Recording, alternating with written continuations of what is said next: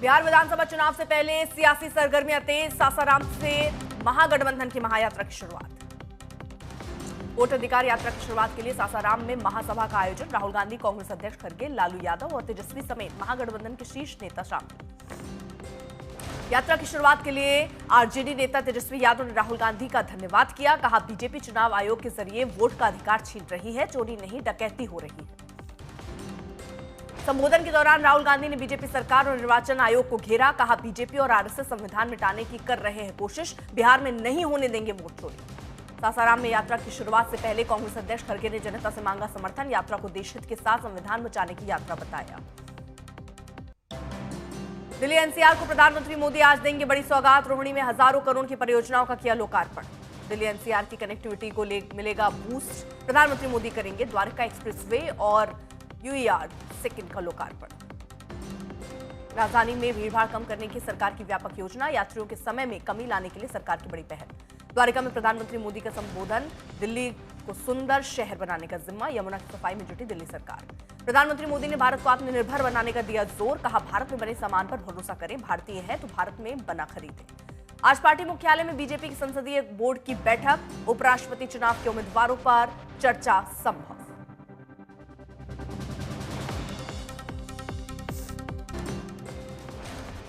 21 अगस्त को उपराष्ट्रपति पद के लिए होगा नामांकन। उस वक्त एनडीए शासित राज्यों के सभी मुख्यमंत्री और उप मुख्यमंत्री होंगे शामिल।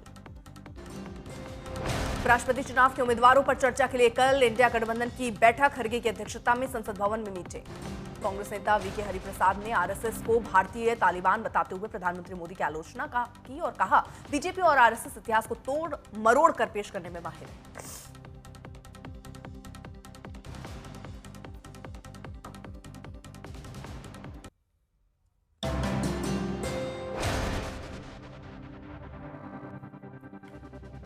आप नेता सौरभ भारद्वाज ने भी दिया बयान। कहा, आरएसएस हमेशा टू नेशन थ्योरी का समर्थन करता था। सावरकर ने भी अपनी किताब में यही बात कही।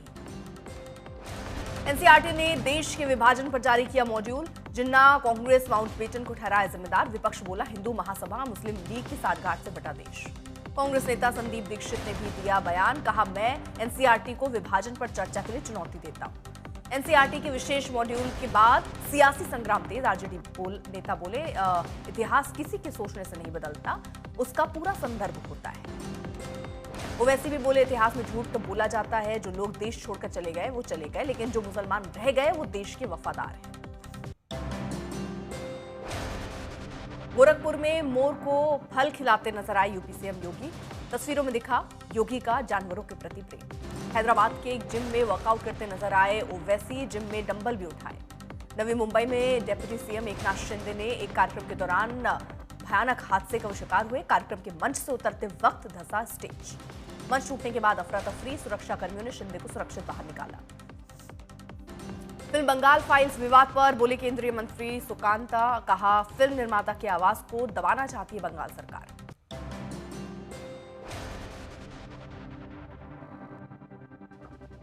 गुरुग्राम स्थित यूट्यूबर एल्विश के घर ताबड़तोड़ फायरिंग। 3 बाइक सवार बदमाशों ने की 28 राउंड फायरिंग। फायरिंग के वक्त घर पर मौजूद नहीं थे एल्विश यादव। एल्विश गोलीकांड के मास्टरमाइंड हिमांशु भाव के यूएस में छिपे होने का दावा। भाव फरीदपुरियान गैंग पोस्ट के जरिए बताया गोली चलवाने का कारण। लिखा, जो भी सट्टे का प्रमोशन करता मिला उसके पास कॉल या गोली कभी भी आ सकती है। घर पर गोलीबारी की घटना पर बोले एल्विश यादव। पिता राम अवतार यादव ने कहा, हम लोग घर पर ही मौजूद थे। 3 हमलावर दिख रहे हैं सीसीटीवी में।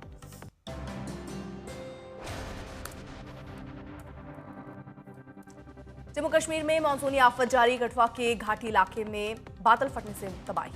भीषण तबाही की चपेट में आने से कई घर मलबे में दबे। अब तक 7 लोगों की मौत। घटना पर रेस्क्यू जारी। बादल फटने के चलते जम्मू पठानकोट हाईवे को आया भारी नुकसान।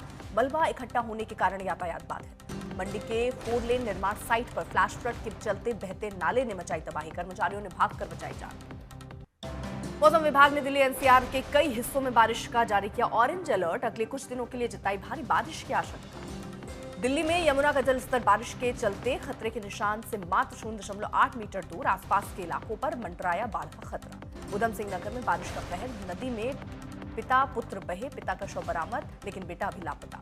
यूपी के उन्नाव में गंगा में आई बाढ़ के कारण कई गांवों में भरा कई फीट पानी। सड़कें जलमग्न होने से लोग नाव से कर रहे हैं आवाजाही। मुंबई शहर से कई हिस्सों में बारिश से जलभराव, सायन गांधी मार्केट के सामने आई तस्वीरें।